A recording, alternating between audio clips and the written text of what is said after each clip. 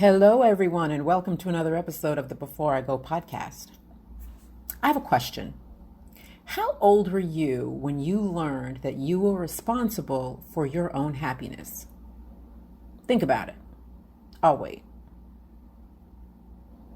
Or have you not come to that realization yet?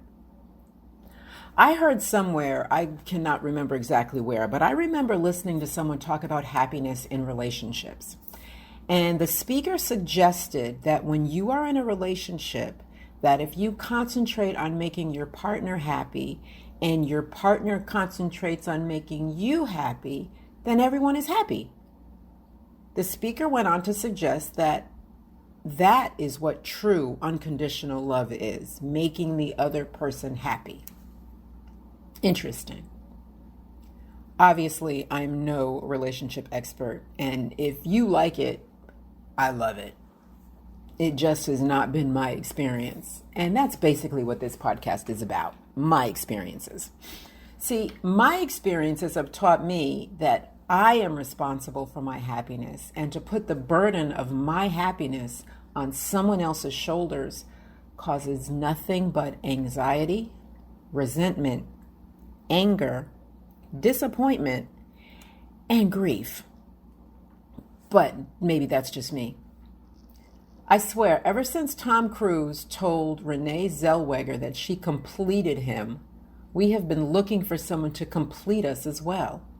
Here's a newsflash for you. You are complete.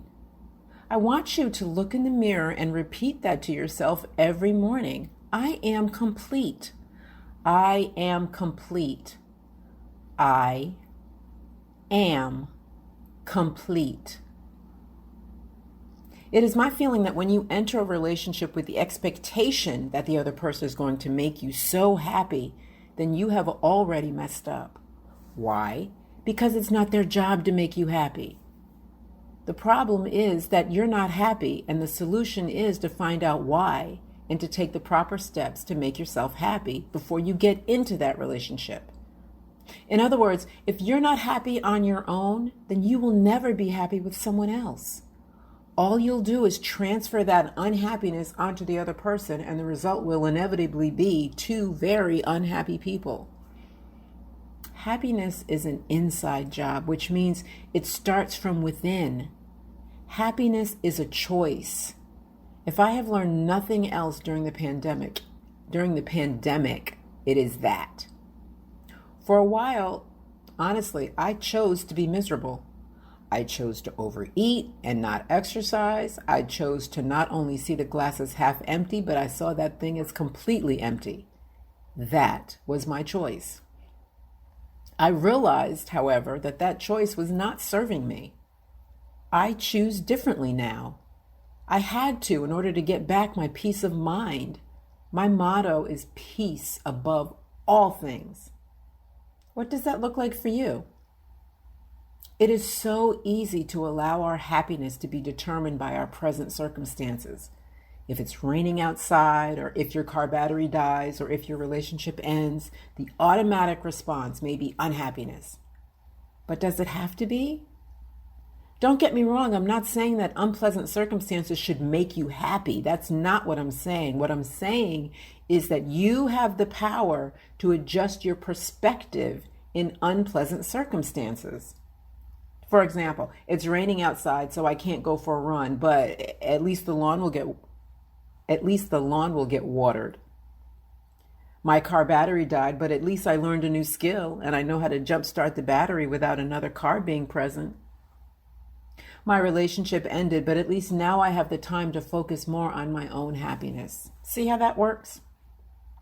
You have the power to create your own happiness by adjusting your perspective. Let's go a little further, because I don't want you to think for 1 minute that your feelings of unhappiness are not valid and shouldn't be expressed. Of course they should be. Your feelings, all of your feelings are valid, and to ignore them will not make them go away. Feel your feelings. What I'm saying is that it's okay to accept the invitation to the pity party, just don't stay all night. Your happiness is your choice, and it is up to you and only you to make happiness a reality. Well, that's all I have for today. Thank you so much for listening. But before I go, let me share this with you from Robert Frost.